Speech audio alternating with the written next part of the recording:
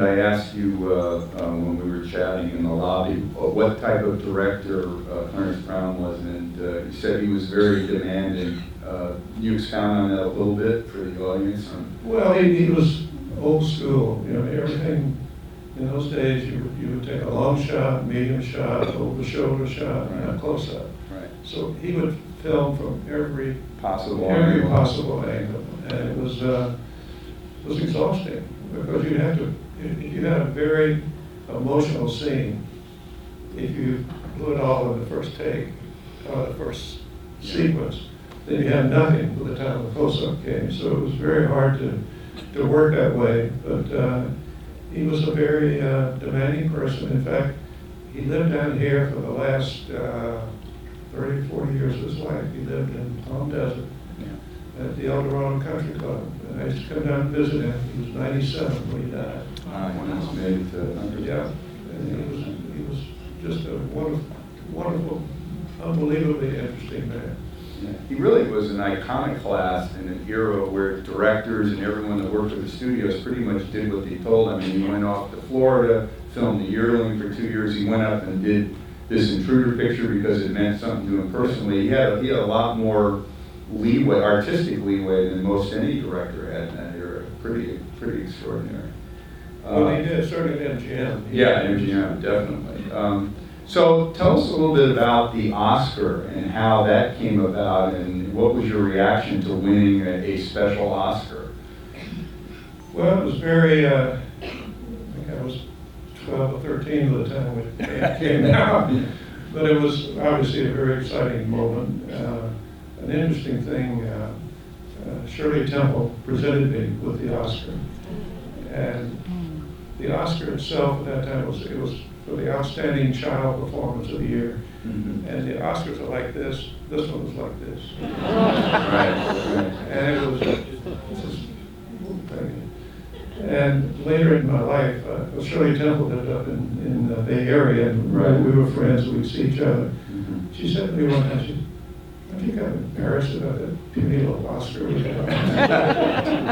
I said, yeah, I guess so. And I hadn't thought about it. And the next thing I did, I saw a picture of her down in Los Angeles with the president of the Academy giving her a large size. A full-size Oscar. So I wrote the Academy a letter and I said, oh, you gave one to Shirley, how about me? And they said, well, you know, we don't make a run on these things. We'll only have 3 or 4 of us. Can't you do it? And I said, yeah.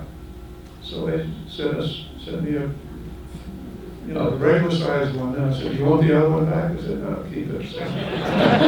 They got a dual Oscar winner here. 1.5. So, Claude, as your career went on, did you, at some point, obviously felt I'm a professional actor? I guess 2 years in Florida with making The Yearling would make you feel that way. I mean, did you come to a certain point and say, okay, this is now my chosen profession, this is the path that I've taken, and feel, or did you feel that this was kind of a temporary thing and, you know, things might change later on?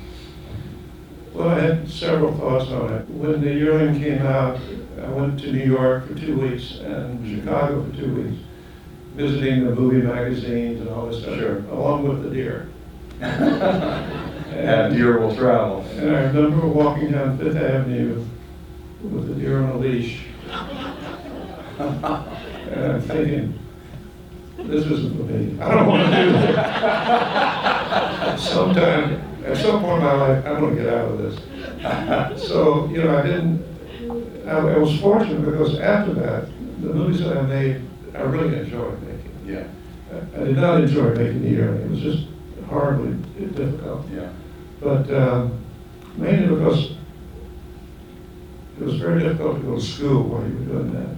And it had like a social worker on set. Well, and all yeah, that. I had a tutor, and you had to do at least 3 hours of school a day, and the schooling had to be in by 4 o'clock in the afternoon. Mm-hmm. So there would be scenes where I'd be in practically every scene in the picture. Mm-hmm. So there'd be time when we finished one scene, you know, Jody go to school. So I'd be in school for 15 minutes. Jody, come on out. Mm-hmm. So it was very difficult to do that. And after that film, practically every movie I made was in summertime, or at least I wasn't Right. every film, every scene that way. Right. Well, I'll tell you, it isn't everybody that also can claim to play, or at least for a time being in a movie, the son of John Wayne and Maureen O'Hara in Rio Grande, which is part of John Ford's famous Cavalry trilogy of movies. What was the Ford Wayne O'Hara experience like in Rio Grande? Well, that was probably the most fun that I've had making a film. We made it in Moab, Utah.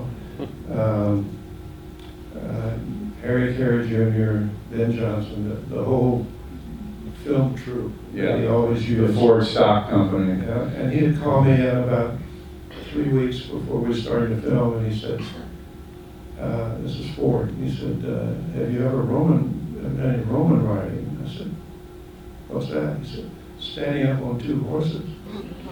And I said, One foot on one horse? "Yeah, one foot on one horse." I said, "No, sir, I want you to do that." He said, "I want you got 3 weeks to get ready." So, and doing they were tied together, but still you had to. You had to stand on You had it. to stand up, you had to jump on it, stand up. And also Ben Johnson and Dobie Carey had to do that. Right. So Ford he was famous for picking out people that he would belittle the whole film. Yeah. That he would just be on their case the whole time. There'd be one person that he would do everything for, everything, could do no wrong. Yeah. So because I did the Roman writing, I could do no wrong.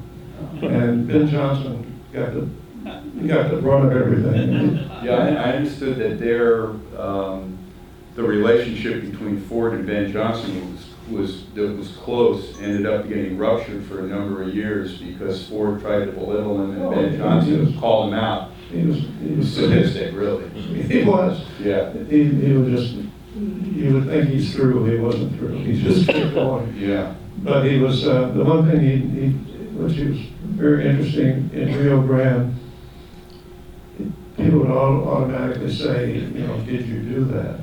Mm-hmm. And he ensured that when he said, can you do the Roman riding? And I got on the horse, it never changed the scene, so you knew that it was me.